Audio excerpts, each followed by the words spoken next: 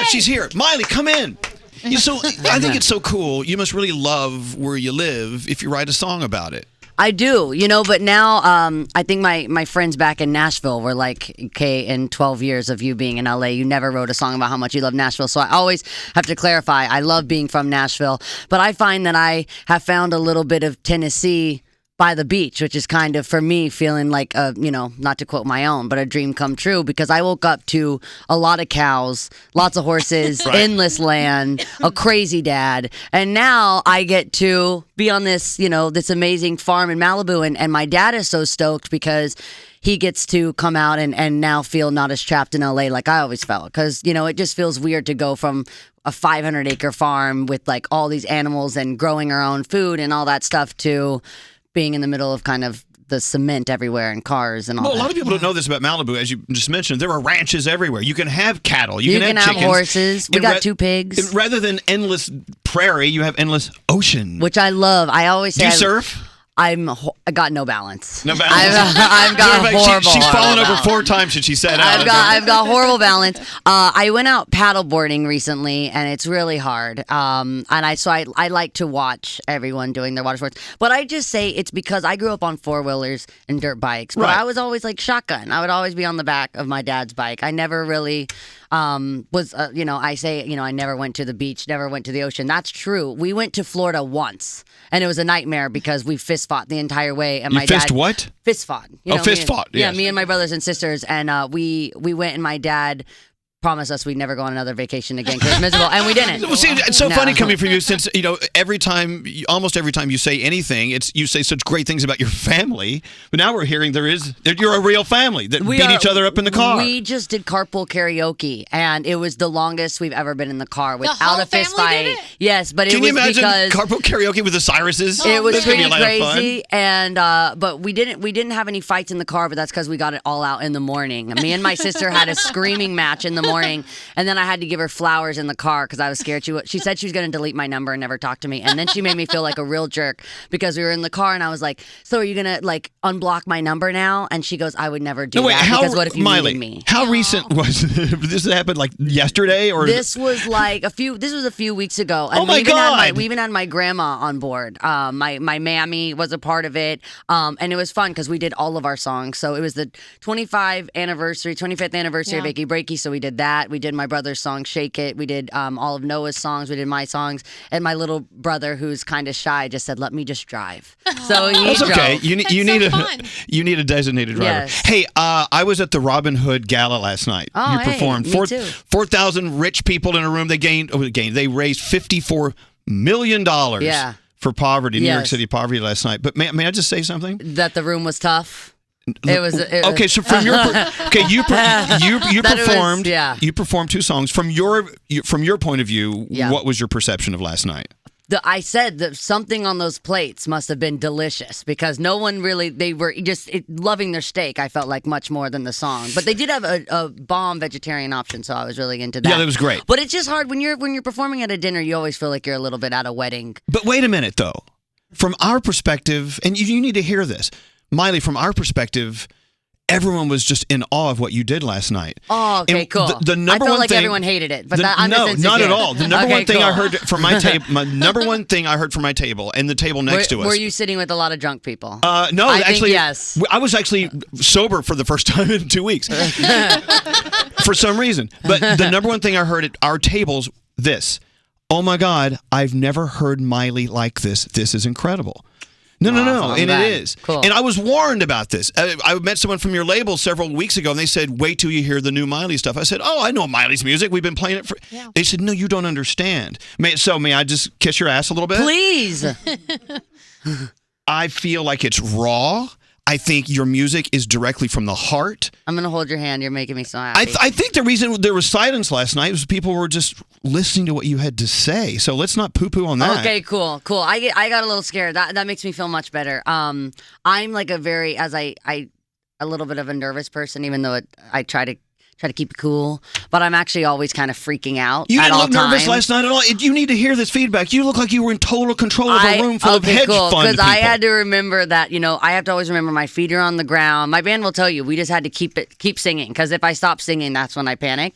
But this is a new thing. I think it's because I've been, even for the last year, I sat in my voice share. I watched other people on stage. I hadn't really been performing for the past year, and even my last tour that I did when I went on tour with the Lips, it wasn't that kind of show. It was kind of more just about having fun, interacting with the crowd. It wasn't dead silent, just staring right at me. And as much as I think too, growing up in this industry, people always assume that I really like attention, but when you're younger, you're much more fearless. As time goes on, I get more and more just weird when things are kind of all about me in a way. But don't look at that as a negative, Miley. Look at this as a positive. I feel like I'm in therapy. This is really good for me. I need this. I need this desperately. Everyone needs a gay uncle. You got one here. I got a few. He's right down there. I saw some guy under the desk. I'm like, oh my God, the gay uncle's under the desk. How appropriate. No, but fading my toenails. When you're younger and you're more fearless, you're riding around on wrecking balls and stuff. I get it, but you don't. I think being vulnerable and being a little timid brings out a new side of you, and we're hearing it in your music. That's the whole point. Cool. Well, I love that. That's perfect because I think it's an anxiety attack, but if it's working in my music, that's great. Last night I was up close and I was watching you on the screens. I didn't see any anxiety at all. You own that room. Well, I get freaked out before I go on, and then you can't get me off. Like before I go on, I'm like, I don't want to do it. I don't want to do it, and then it goes by like this. Isn't that funny how we don't we don't see that? You just need to know that. Good. But when you perform for us in a few minutes, I want you to be terrified. I am. Don't worry. I always sound really good. When I've been up since 5:15. There you go. Yeah. Hey, talk about the Hippie, the Happy Hippie Foundation. You mentioned this last night. I think this is beyond fantastic. It's my most proud I've ever been of anything, and to be, a young woman and be a founder of a foundation is the best thing. It's for, all vulnerable populations. It started for just LGBT homeless youth, and then we kind of just began to branch out and to see what else I was passionate about. And so now Happy Hippie just means doing something that's important to you. Every single person can be a happy hippie, and I always encourage people, what's important to me is homelessness, because I think I grew up in such an amazing home with such a supportive family. So people that don't have that, my heart really goes to them, and I always want to try to be the family maybe that they didn't have, or be the support system that they didn't have. But Happy Hippie means you can really do whatever you want, and I give people that platform even by Hopeful Hippie, which I talked about last night, which is telling people, do things in your communities, and I want to hear about it, and just encourage people to be involved. We all say we want change, but we're just like on Instagram. So Miley said that last night on stage, and then she said, I'm going to come out into the audience and talk to you about what you're doing here in New York City in your community to change things. And I looked over there, and there you were. You were talking to people, just like someone who was actually interested. So that I think you are. Well, we were in the room with some of the most impactful people, especially in this city. New York to me, especially because I'm from I'm from the South. I'm from LA. I have this time when it's cold in the winter here. I'm staying in hotels. I'm from car to car. I'm bundled up, and I can barely handle it. I'm with you. And I could not imagine being on the streets of New York. And that's what got me involved with the Robin Hood Foundation, was because I was here doing SNL, and I think it was like October or November, and it was one of the coldest winters y'all had in a while. And I could barely be myself because I felt so guilty about being in the position I was in when there were so many people on the streets freezing, and I just couldn't imagine people with children on the streets. So that's what got me involved. And New York is a very it's an incredible place for people to call home, and so I just wish more people had a home to be in. And that room last night was perfect because all those people got all the money. I know, trust me. That's why I was over there taking selfies with everybody. You saw me. I was like, line up, come on. People that are so wealthy, they can pay to make it where you don't know who they are. Yeah, yeah, exactly. Yeah. How do you keep it that way, though? Because you were born and, your dad is crazy successful. And who is it in your family, or are you just this way that you haven't kept yourself isolated? You could so easily keep yourself isolated and just not care. Both my parents are super intense. We were talking about Christmas with them as a kid wasn't as fun. Now I really am into it. I think it made me like really who I am, but they never so for example, we'd always get one present as like all my brothers and sisters, we get one.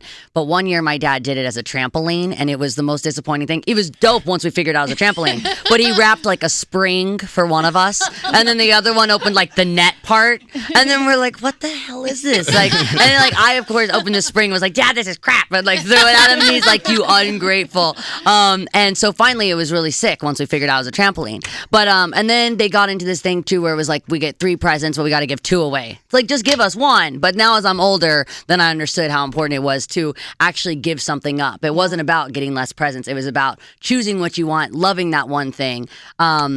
And so, yeah, that's kind of the way my family really did it. Just made it not about us a lot of the time. Miley Cyrus is here, by the way. You can hear this on the replay if you missed what we've covered so far. She's about to perform, and she's nervous. She's very nervous. I'm about freaking this. out. Hey, let's talk about the music without getting too grainy.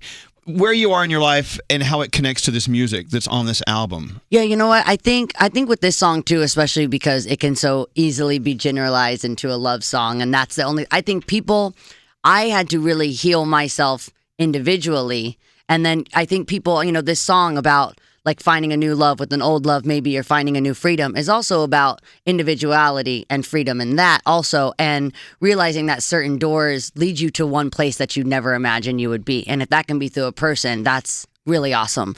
But I think it can also be people got to give me some credit too, because sometimes when I read write-ups about this song, it's like, you can tell that there's the leading man in there that really brought her feet down to the ground, and that was changes that I really made. And I think as a woman, I always want to take that power back also and say, hey, I did that. I made a decision to say, hey, this is what I want, and anything that I want, I'm going to put my entire heart and brain into and make it happen. And so what I want to be is healthy, happy, in love, free, and healthy is really the number one thing for me right now, and that has to be happy, to be the Happy Hippie Foundation. That's my like baby. That's my my most proud thing in my life.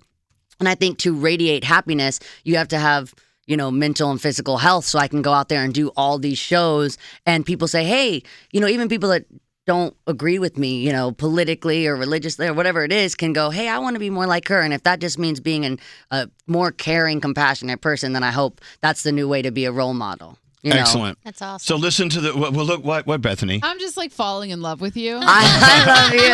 Oh, there's a lot of love in here. Like, I've always liked you, but I'm just. And now you love me. But now I'm like falling in love with Miley, because I've never. This is my first time like sitting in a room with you and being. You're friggin' fabulous. Well, you said Thank something you. too, Miley, that I think is a takeaway for everyone, and that's it's so easy to acknowledge people in our lives that help us become better people, but we never really look in the mirror and go, "Hey, it's you, Yeah. it's me.